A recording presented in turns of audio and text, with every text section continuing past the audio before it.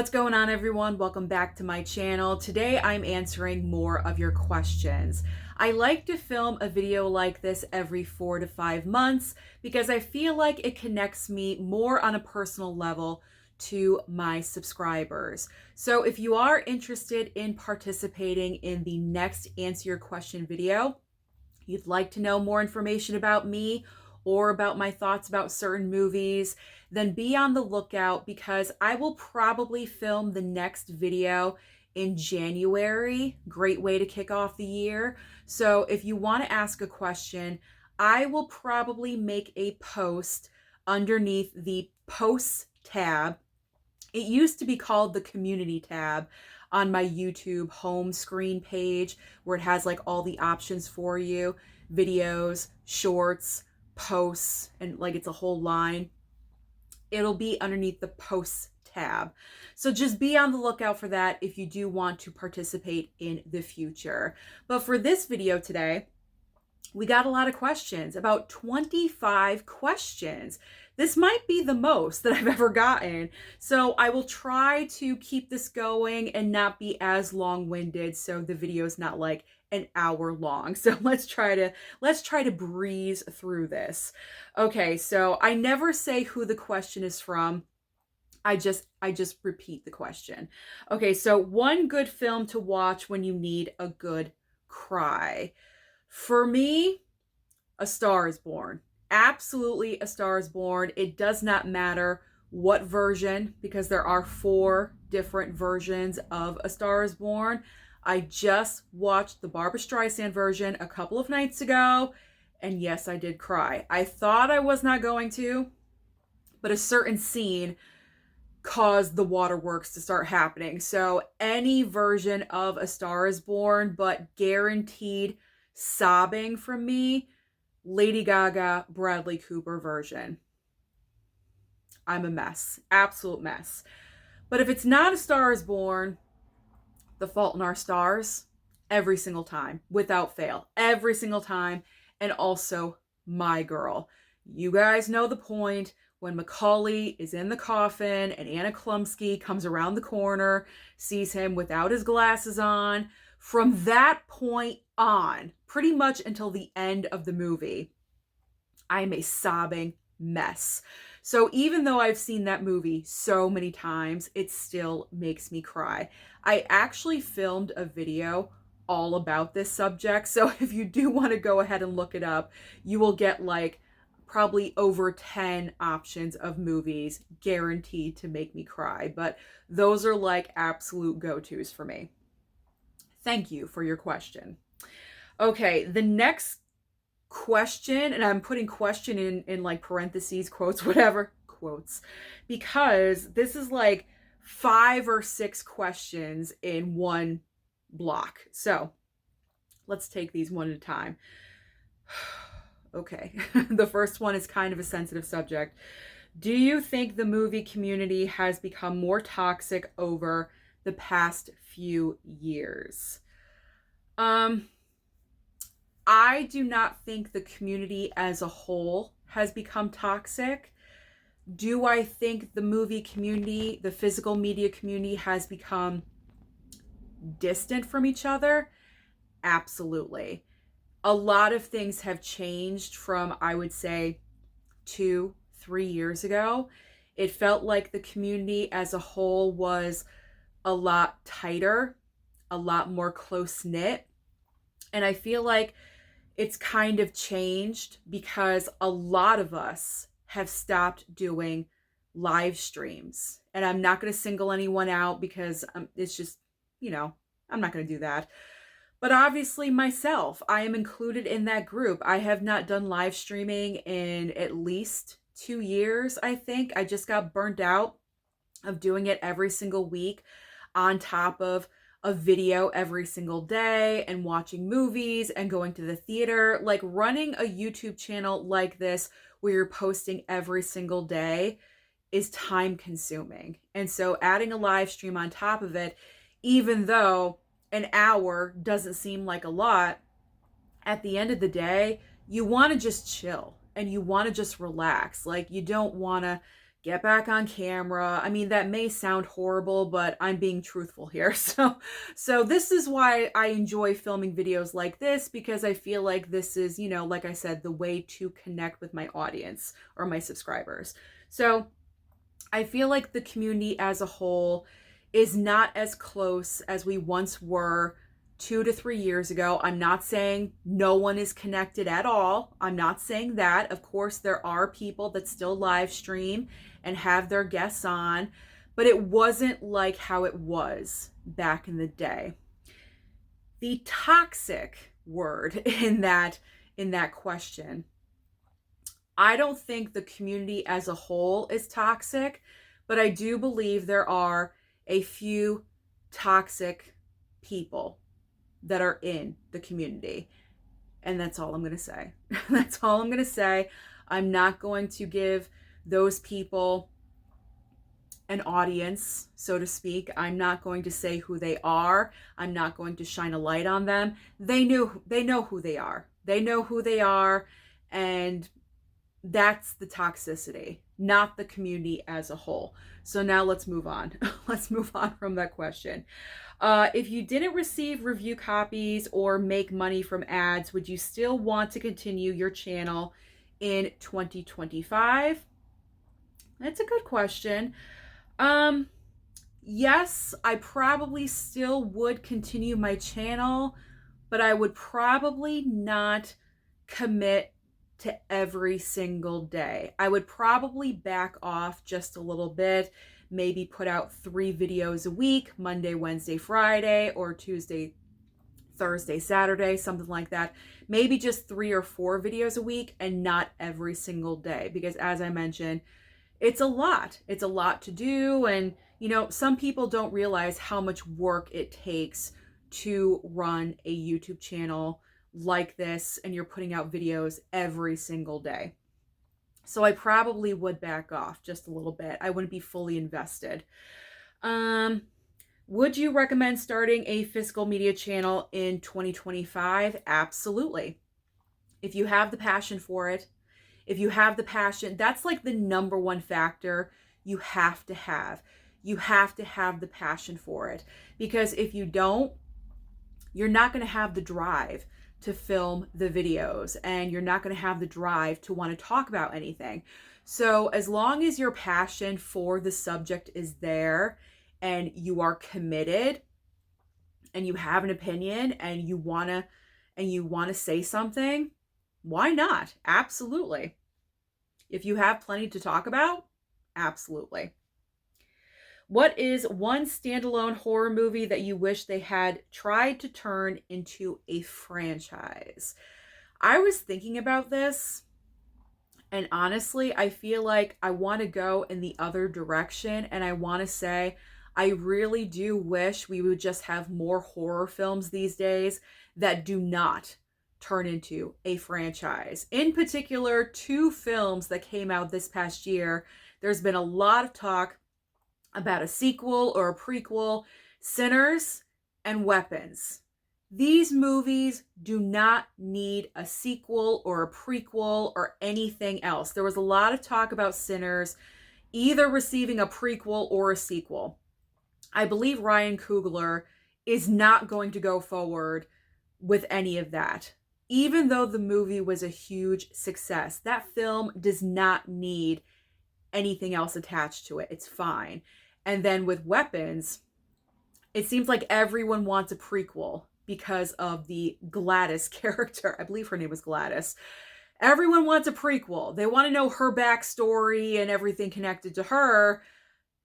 I don't think it needs one. I feel like if you are coming out, or if you're producing a solid horror film, we don't necessarily need a franchise for every single freaking movie that comes out, you know? So I think we need to get back to that. We need to get back to more standalone movies, and Sinners and Weapons are 2 great examples of that.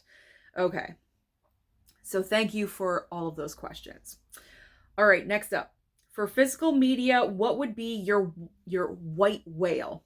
Basically, the release you've always wanted. Honestly, A lot of the releases that I have been wanting, they've been happening this year. And what I've been wanting have been a lot of 4K upgrades. Breakfast Club just got announced for a 4K Criterion. That's coming out in November. I've been wanting Ace Ventura. Look what happened. We got it. St. Elmo's Fire. That came out with a 4K release. There's really not any, like, the only movies that I can really think of are 90s films that are stuck on DVD. Now, these movies don't necessarily have to get a 4K release, but if they were to get an official Blu-ray release that looked incredible, we're not like half-assing it or anything like that, that would be amazing. Don't Tell Mom the Babysitter's Dead. Encino Man. Son-in-Law. I would love Son-in-Law to get an official Blu-ray, or even, I would love a 4K for all of those movies. I mean, that's kind of the trend right now. A lot of comedies are finally getting 4K upgrades. So I feel like certain studios need to pay attention to those movies I just mentioned. And can they please just make it happen? Especially Don't Tell Mom the Babysitter's Dead. It is such a classic, iconic movie. Do something with it. Blu-ray, 4K, I don't care. Just an upgrade in general. What is the biggest piece of physical media you regret buying forever? Without a doubt, and it is leaving my collection. You saw me purge it just a couple days ago. Bubba Hotep. That is the biggest regret that I've ever purchased in my physical media collecting life. I knew right when it ended, I would never watch that film again. I struggled to get through it. I was like, what is the hype about this movie? So stupid of me to pick that up without any prior knowledge about that movie. But it will be leaving my collection in October. It's already off the shelf. It's in a bag, ready to go. All right, what's your favorite horror movie that you own on physical media?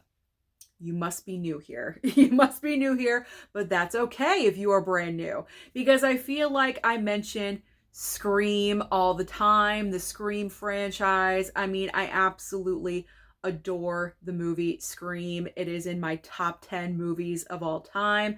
I've seen it so many times, over and over and over again. I never get sick of it. Never. Never, ever. In what situations do you think DVD is good enough and decide it doesn't need a 4K Blu-ray upgrade? I feel like if the quality of the DVD is fine, then you wouldn't necessarily have to get that Blu-ray or that 4K.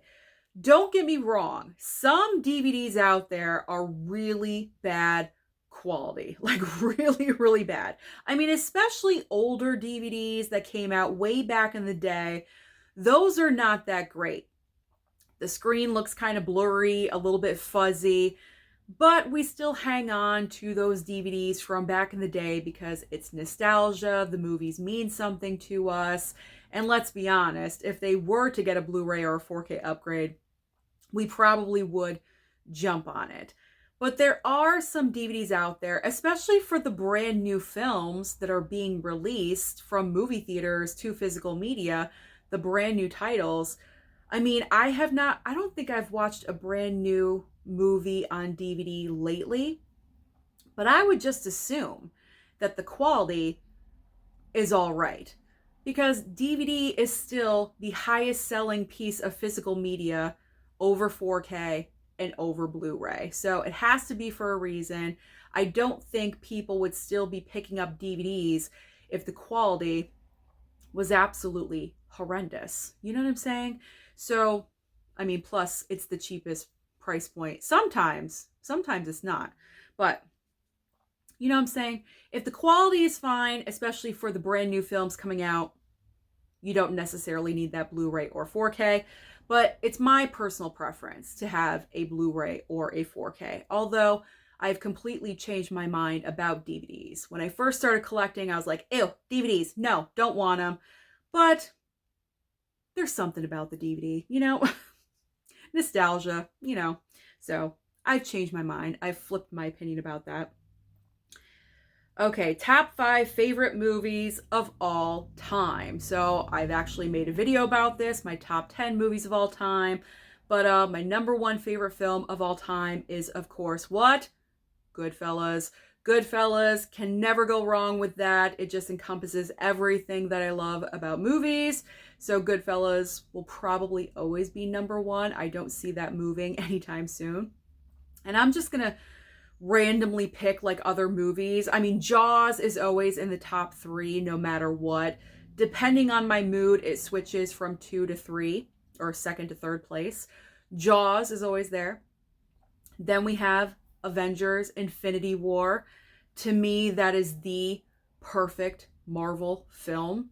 It is just, or MCU movie. It is just so amazingly perfect. There's nothing wrong with that film.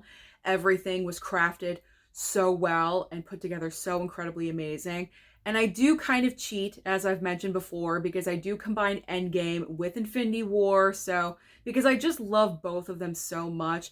Even though Endgame is not as perfect as Infinity War, it's a great double feature. It's a long double feature, but it's a great double feature.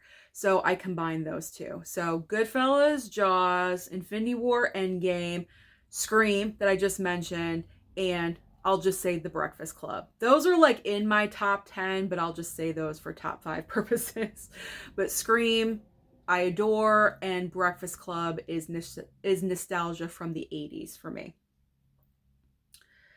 Okay, do you have any application to catalog your physical media? Yes, I do. My brain. I don't have an actual app on my phone to catalog anything. I probably should, but my brain has only let me down a couple of times. There's only been a few rebuys that I've done where I forgot I had a certain movie in my collection. I think I've done that maybe 2 or 3 times, but I have a very, very good memory, and I just remember pretty much everything that I have in my collection. And also I remember where everything is in this room, which is kind of wacky, because if you tested me and you asked Susan, where is, oh gosh, I don't know, where is Finding Neverland with, is that the name? Finding Neverland with Johnny Depp and Kate Winslet. Where is that in this room? I would tell you it's in my physical media closet, 2nd shelf in the Blu-ray stack with the Never Seen It Blu-rays. I know exactly where everything is in this room. So I don't know. I just have a memory for stuff like that. I don't have any kind of app on my phone. Okay, where do you find your box office sales numbers for weekend watch videos? There is a it's not called a site. It's just I guess a site that posts on Twitter. So I find this information on Twitter, and the site that I go to is simply boxofficereport.com. That is where I go to. I also, in the past, I like to like double confirm sometimes, just make sure the numbers are accurate and correct. I usually go to Google and I'll look up Deadline's website. And on Sundays, they always have the recent box office numbers of what is coming in pretty much very early, around like 11 a.m. in the morning. They usually have on Sunday the box office numbers. But yeah, a site on Twitter, boxofficereport.com or Deadline. What horror movie has scared you the most? So I feel like with this question, a lot of you are going to automatically say Scream, because that was my first horror movie in theaters. But I have seen horror films when I was younger, and because I always talk about how when I was younger, we had HBO. HBO back in the day was like full of awesome stuff that you could just come across randomly. And that was kind of like a treat for the household that we did have HBO, because like my parents, we had nothing back in the day. So my parents treated me to HBO and the Disney Channel. I did have the Disney Channel at one point. just to keep me entertained. So when I was younger, I remember coming across Poltergeist, the original Poltergeist, and the scene that scared me the most was Carol Ann and the clown scene. And this is where I got my fear of clowns when I was very, very young. After I saw that scene in that movie, I did not want clowns near me. I did not want to go and see clowns at the circus. I'm like, no, no, I don't want to interact with clowns at all. So I would say that was my first like real scared moment watching a horror film. Even though like back in the day, I didn't know what this was. I was so young, but I randomly came across it. I probably should not have been watching it, let's be honest, but I did. And that scared me. And that instilled the fear of clowns. I'm just now getting over it as I'm aging. Okay. Favorite horror villain and favorite classic Disney villain. Horror villain, I gotta go with the icons. Michael Myers, Jason Voorhees, Freddy Krueger. I'm not like the biggest Freddy Krueger franchise. I mean, as far as like, if I had just single out like the first movie, fine. I would put Freddy Krueger up there. But the franchise of Nightmare on Elm Street is weak, in my opinion, compared to the other iconic horror franchises. I would love to put Ghostface on my Mount Rushmore of horror villains, but that's difficult to do because every single Ghostface is different. If I were to choose one, obviously, it's going to be Billy Loomis. Okay, Billy Loomis, Skeet Ulrich, Ghostface. He can be like in the Mount Rushmore of villains. That's fine. So Michael Myers, Billy Loomis, Jason Voorhees, Freddy, if it's only the first and the third, because Dream Warriors is a great sequel. The first and the third movies of Nightmare franchise obviously are the best. So that would be my Mount Rushmore.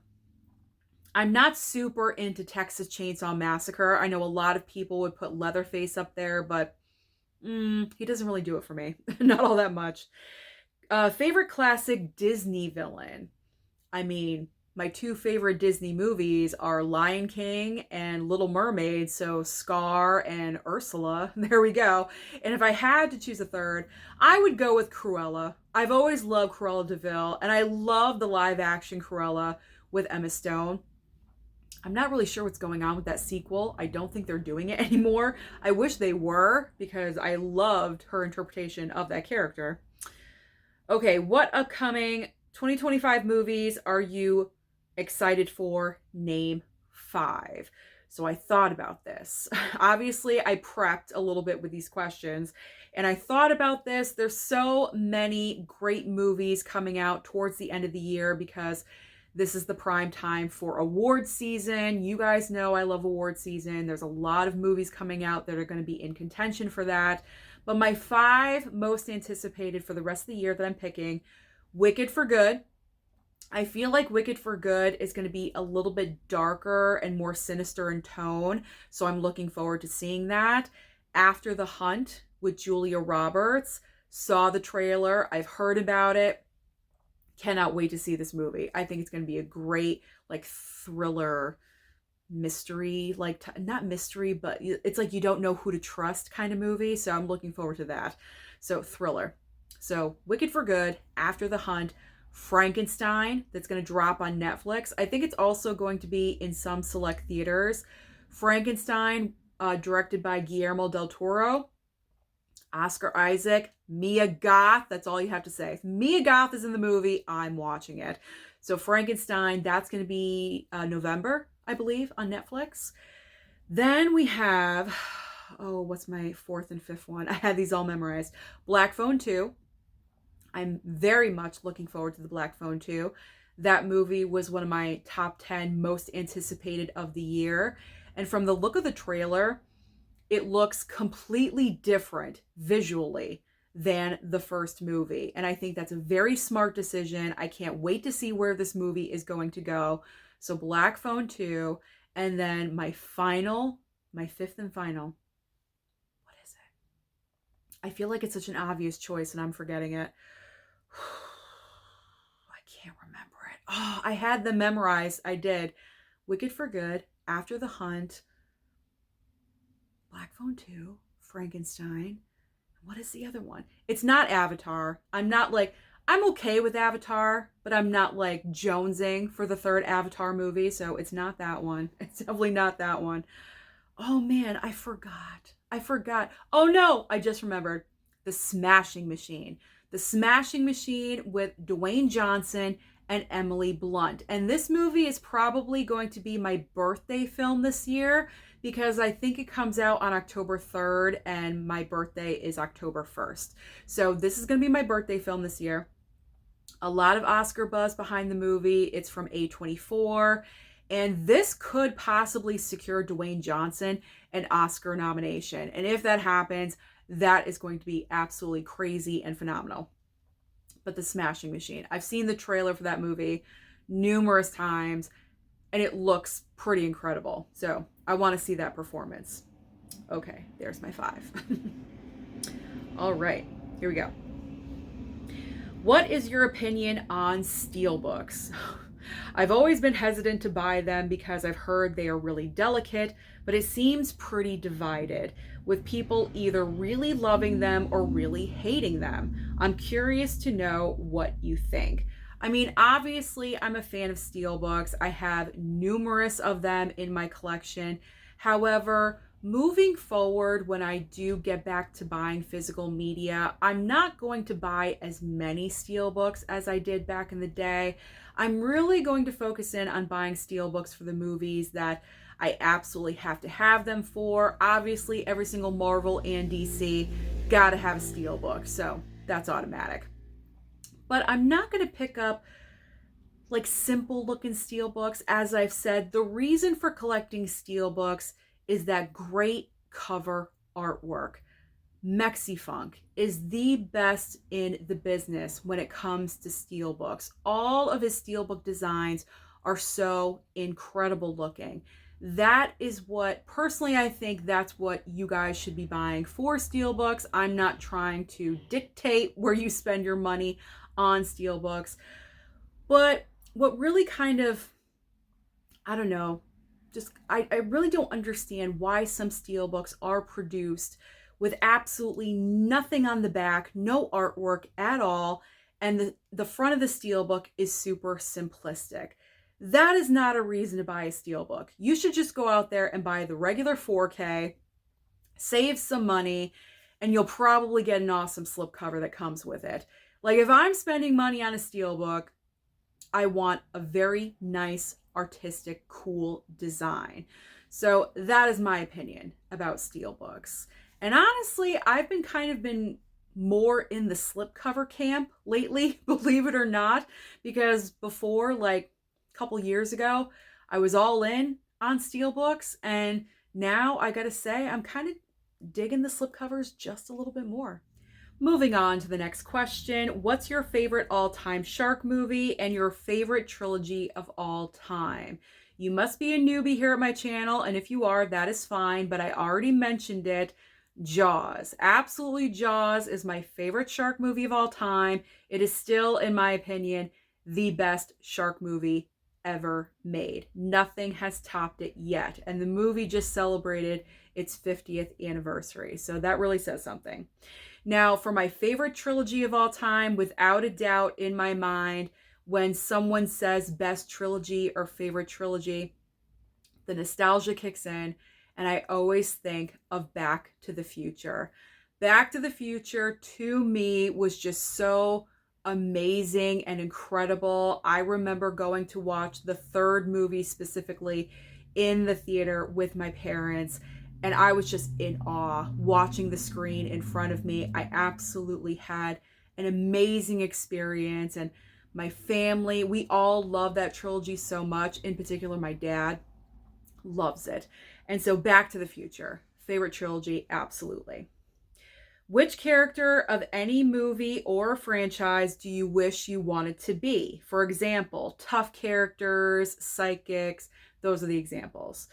So I did think a lot about this question, and I decided that I would like to be in my other alternative life, if I could be. I would want to be someone completely opposite from me. I want to be, don't laugh, I want to be Black Widow. I want to be Black Widow. Black Widow to me, whether it's ScarJo or Florence Pugh, pick and choose, that's fine. They're both great. I would want to be a Black Widow because Black Widows are fearless. They have no fears at all whatsoever. They just jump from buildings without hesitation, and they're ready for anything and everything at any time. They're just awesome, and they know how to kick butt and stand up for themselves. I'm not capable of doing that in my real life. So unless it's with my words, I can do that, but physically, no. So I would love to be a Black Widow. And also they're smart. They're so intelligent and they know how to figure things out. So I think Black Widow would be an amazing character to be. Don't laugh. Don't laugh at me. All right, top 5 favorite horror movies of all time. So I'm actually not going to answer this question because I think in October, believe it or not, I've never made a list of my top 10 or 20 or 25 horror films of all time. So that's actually a video that I'm thinking about doing in October. So I'm not going to answer this question now because I want you guys to watch that video in a couple of months. So thank you for the question, but you're going to have to wait for that answer. What are the worst and best MCU movies that you own? So I own every single one of them because I love MCU, I love Marvel, and so I've collected everything. Let's start with the worst. Worst, without a doubt, is Thor: Love and Thunder. It used to be the Dark World for me, but now that we've gotten so many crappy movies in the past couple of phases, the Dark World kind of seems like a masterpiece, just a little bit, compared to Thor: Love and Thunder. That movie is just so cringy. It is so uncomfortable and awkward to watch. So Love and Thunder, Quantumania. I have not watched Quantumania since the movie theater. Yes, I have the Steelbook. I haven't even watched it. Haven't watched it. I haven't had the desire to watch the movie. That is pretty bad. And I'm going to throw in Eternals because I hate doing that because I feel like that movie is the best quality of the 3 that I mentioned, like the best story, I guess. But just the fact that these characters and everything happening doesn't really fit in with any kind of timeline at all whatsoever into the MCU. It just sticks out. I mean, granted, it did come out in the phase where all these random movies were coming out, like, Shang-Chi and Black Widow finally got her origin story, even though she's dead. You know what I mean? Like, it came out during that time period of all these random movies. But I just felt Eternals in particular was just so awkward and random because I'm like, where do they fit in? Where do we go from here? And I don't think we're ever going to find out. So that makes it bad in my opinion. Now, as far as the best MCU films, obviously any of the Avengers movies. I've listed Avengers: Infinity War and Endgame in my top 5 of all time. They're combined into one, as I said. Any of the Avengers films. Ultron is at the bottom, but still, it's a good time. Iron Man kicked off everything. Got to put that one in there.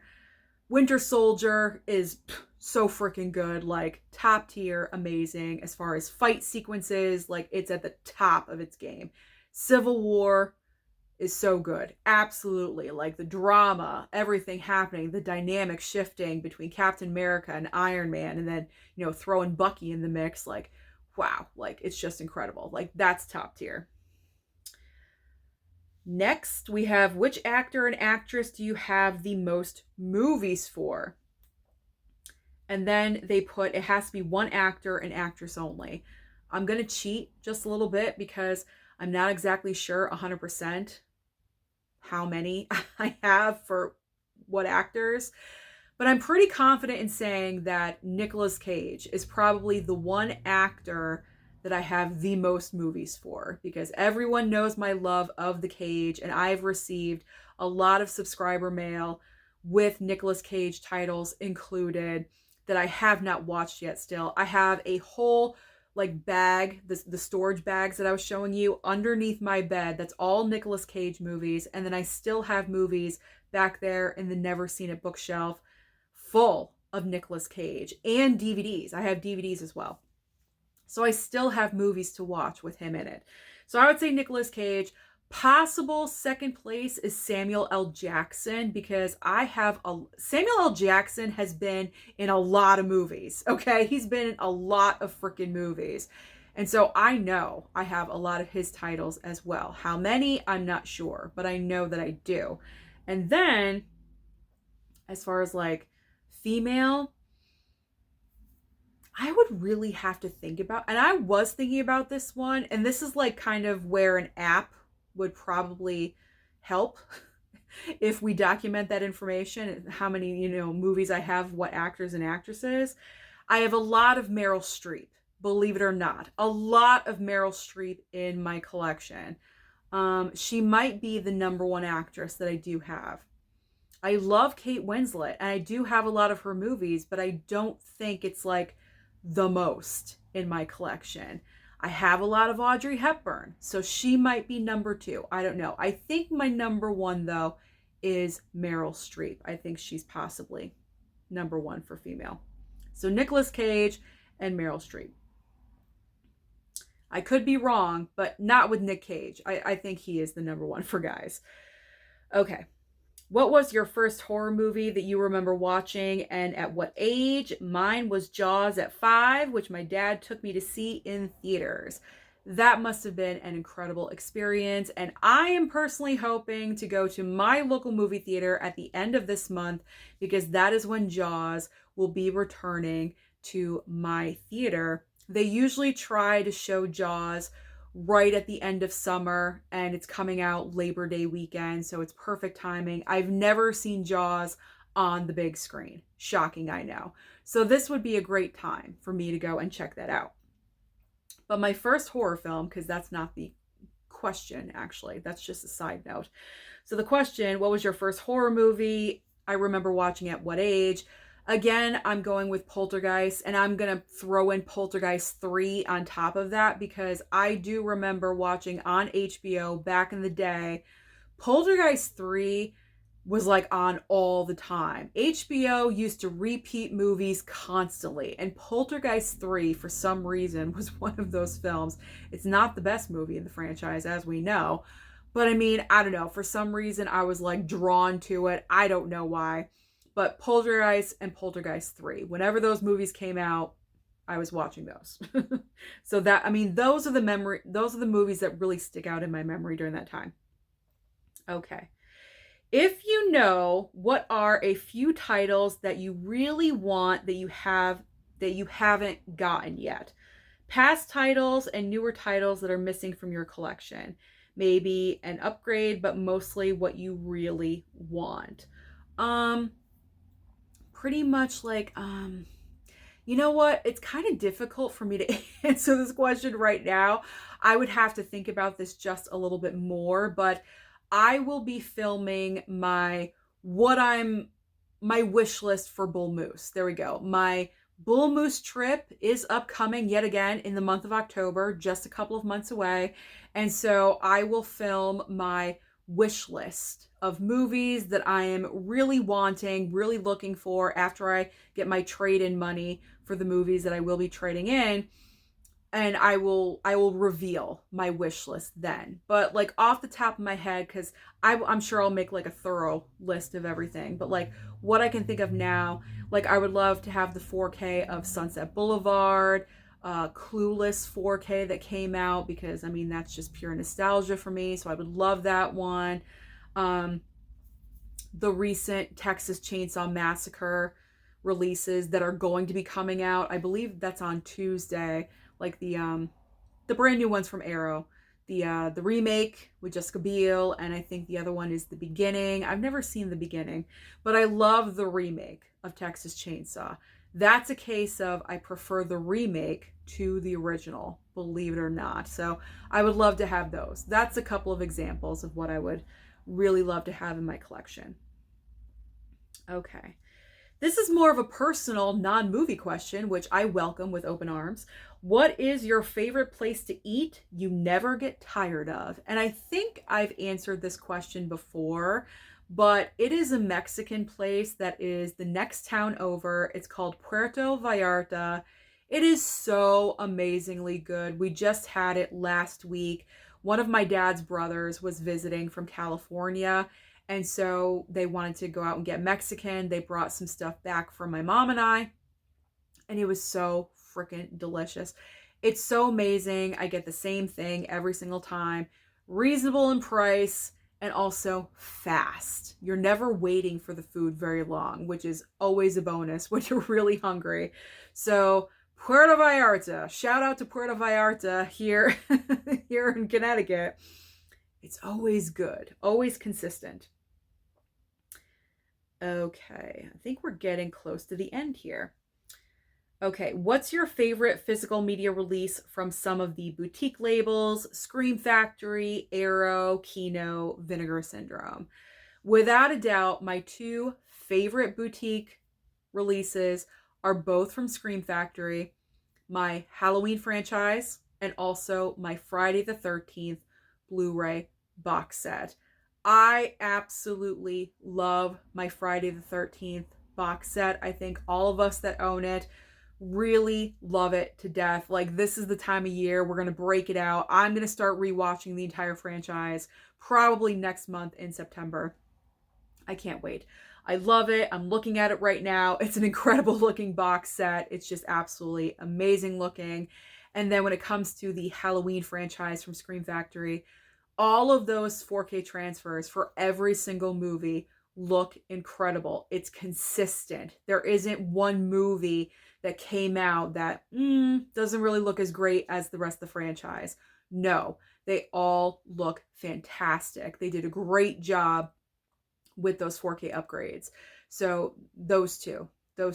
I honestly, I can't think of like a Kino where I'm just like, because usually I'm like, Kino. But those are the two. Those are the two that really stand out as far as boutique. Surprising, I know, but I went with Scream Factory over Kino Lorber. Who is your favorite character from Buffy the Vampire Slayer? Buffy, obviously. If my dream alternative life is Black Widow, then of course Buffy is my favorite character from the show. So Buffy, absolutely. Have you ever watched the show Lost? No, I have not. I have never seen the show Lost. Maybe sometime down the line in the future, but I have never seen it as of right now. And last question, here we go. Oh, here we go. Who is your favorite dead actor or actress? Without a doubt, Audrey Hepburn, obviously. I love her. She's right there. There we go. Audrey Hepburn and Cary Grant.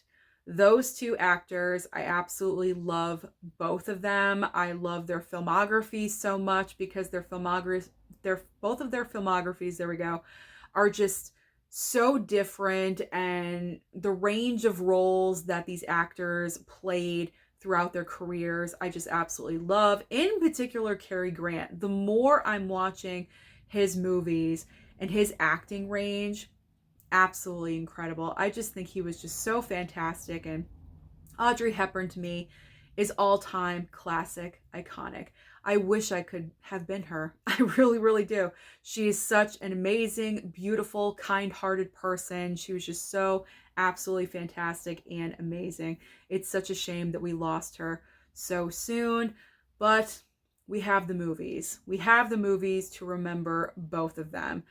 That is the end of the answering your question. I was gonna say answer your questions, but this is the end of the answering your questions video. There we go. Of course I mess up every single time at the very end, but who would I be if I did not mess up at the end of the video? Thank you so much to every single person that asked a question. I really do appreciate it, because without you guys, I would not be able to film this video. So thank you so much for sending them my way. Again, I will probably refilm this kind of video in the month of January, so be on the lookout for the post during that time period. Again, thank you so much for watching. Don't forget to like and subscribe before you leave, and I'll see you next time.